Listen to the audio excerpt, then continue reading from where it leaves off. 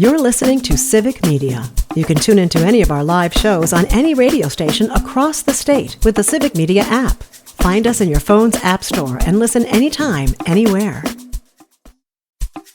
This is your WLAK Daily News Roundup for Lake Air, 107.5 FM and 1260 AM in Amory.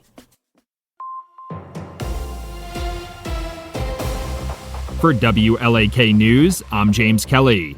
The Burnett County District Attorney's Office says no charges will be filed against the driver of a truck that crashed into an apartment building in September. The crash occurred on September 6th at around 11:15 a.m. when the 73-year-old driver of the truck crashed into the Lilac Grove apartment building in Siren, killing 81-year-old Diane Kemp. The District Attorney's Office says there were no drugs or alcohol in the driver's system at the time of the crash, and they have no reason to believe that it was intentional or that any crime occurred.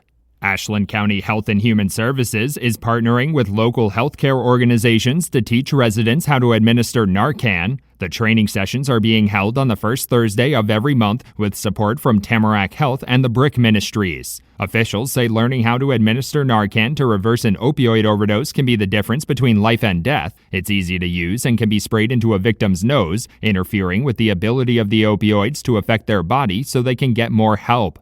The Wisconsin Department of Natural Resources is warning residents about the increasing spread of chronic wasting disease across the state. According to DNR data, the agency sampled over 17,000 deer across the state in 2024. Nearly 10% tested positive for the fatal infectious disease, the highest one-year mark since testing began over 20 years ago. The summary also found that nearly 90% of the positive samples were taken in the southern farmland zone. A full breakdown of the testing is available on the DNR's website. The Northwest Wisconsin Workforce Investment Board has announced a new program aimed at promoting opioid recovery. The Fostering Opioid Recovery Through Workforce Development program seeks to support residents impacted by opioid misuse who are now looking to return to the workforce. The program will help them pursue employment opportunities by offering training, education, childcare, transportation, and recovery services in the region. It will also be offered in a number of Northwest Wisconsin counties, including Burnett, Rusk, and Washburn. A pair of lawsuits have been filed asking the Wisconsin Supreme Court to redraw the state's congressional maps ahead of the 2026 midterm elections. The lawsuit filed by the Elias Group on Thursday argues that the current congressional maps are some of the most gerrymandered in the country. It also asks the Wisconsin Supreme Court to step in immediately, bypassing the lower courts. The congressional map lines were a major issue raised in the recent state Supreme Court election, in which liberal-backed Judge Susan Crawford emerged victorious.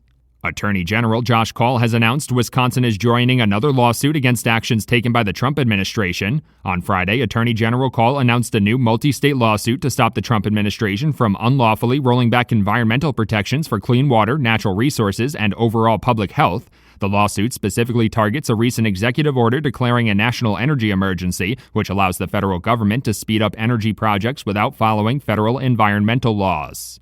2 national aquatic animal dealers were convicted in 8 Wisconsin counties this week for shipping illegal and invasive animals to schools, residents, and businesses. The Wisconsin Department of Natural Resources opened an investigation after conservation wardens discovered shipments of suspected illegal crawfish, and the companies ignored educational outreach efforts. The suppliers, based in North Carolina and Indiana, were issued a number of citations in recent weeks. One was convicted on the citations in Barron and Chippewa County Circuit Courts. The Wisconsin Department of Natural Resources issued a red flag warning for 19 northern Wisconsin counties over the weekend. The warning was issued on Saturday, advising residents of the extreme wildfire danger. A few northwest Wisconsin counties were among those to receive the increased warning, ranging from Ashland and Douglas counties to Rusk, St. Croix, and Barron counties. The determination to issue the red flag warning was made through weather monitoring, with low humidity, gusty winds, and a persistent lack of rain in the area. The Wisconsin State Patrol is reminding drivers to be on the lookout for deer in the roadways as the weather warms up. According to a press release, the number of deer-related crashes typically increases around this time of year as does look for places to give birth and young deer start to separate from their mothers. There were over 17,000 deer-related crashes in the state last year, leading to over 700 injuries and 9 fatalities. St. Croix County in western Wisconsin ranked 3rd for deer crash totals with almost 800. The Wisconsin Department of Natural Resources is accepting applications for the Shooting Range Grant Program. The program seeks to provide financial assistance for safe and accessible firearm or archery recreational shooting opportunities. The grant funding has previously been used for things like renovating backstops and constructing indoor ranges. The DNR plans to disperse $600,000 among grant recipients. Anybody interested in the program must contact DNR officials before submitting their applications by July 15th. For WLAK News, I'm James Kelly. The Brewers losing Cleveland. Hi, I'm Mike Clemens with sports. The Brewers lose to the Guardians last night 5-0. Milwaukee with runners in scoring position 6 times, yet still shut out. Manager Pat Murphy says never mind that they're still only 2 games below 500. We're all kind of struggling bad. Some teams would be with our situation. Some teams might be satisfied being in the hunt, but we're not playing well. The Brewers say that pitcher Brandon Woodruff now headed back to IL after injuring his right ankle in his last rehab start. In basketball, NBA insider Shams Charania reporting on ESPN that this time the Bucks trading Giannis is on the table. They have 1 first-round pick that they can trade 6 years from now. They have top-heavy salaries, and again, Giannis Antetokounmpo, the 2-time NBA MVP, he has not made any firm decisions about his future, but sources tell me for the first time in his 12-year NBA career as a Milwaukee Buck is open to exploring what it looks like potentially outside of Milwaukee. With sports, I'm Mike Clemens.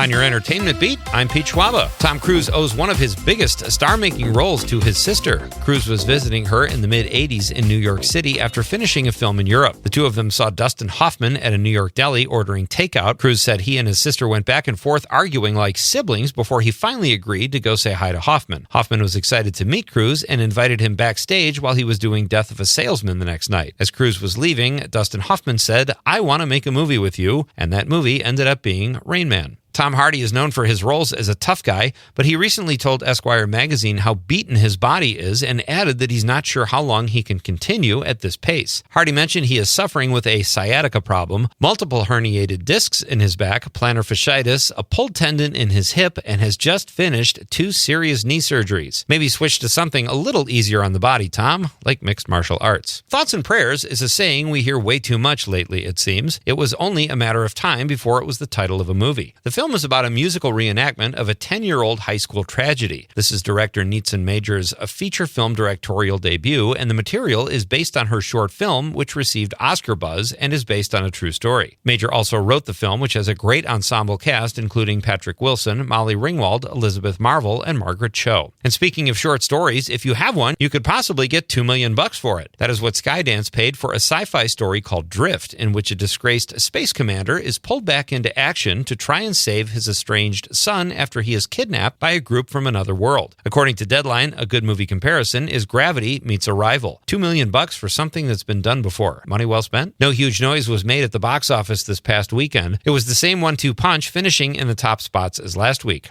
Thunderbolts was number 1, bringing in 33 million big ones on a weekend that saw no new major releases. The Marvel film has reviewed well and seems to have legs and could possibly stay in the top slot until Mission Impossible Dead Reckoning Part 2 opens on May 23rd. And coming in second place for the second week in a row after 2 weeks at number 1 was Sinners. The vampire period piece has incredible box office legs and took in $22 million this past weekend. It's 4th on the big screen, bringing its total to $215 million domestically. Coming in third place is the resilient The Minecraft Movie. Rounding out the top 5 were The Accountant 2 and the newly released Clown in a Cornfield, which came in with just over $3 million. Who's ready for some Mission Impossible? For more showbiz fun, tune in to Nightlight with me, Pete Schwaba, weeknights from 6 to 8 p.m. on the Civic Media Radio Network.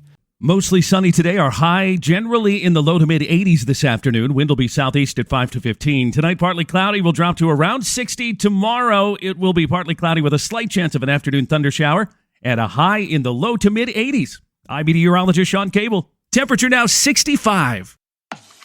That's your WLAK Daily News Roundup from Civic Media.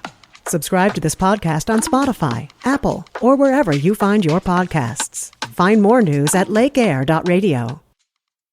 The national news cycle never stops, but it can be hard to find news about your local community. Civic Media is dedicated to providing quality local and state news coverage across Wisconsin. With the Civic Media app, you can get notifications about local stories that matter to you and your community. Find the free Civic Media app in your phone's app store and choose notifications from the menu to tell us what kind of news you want to hear about.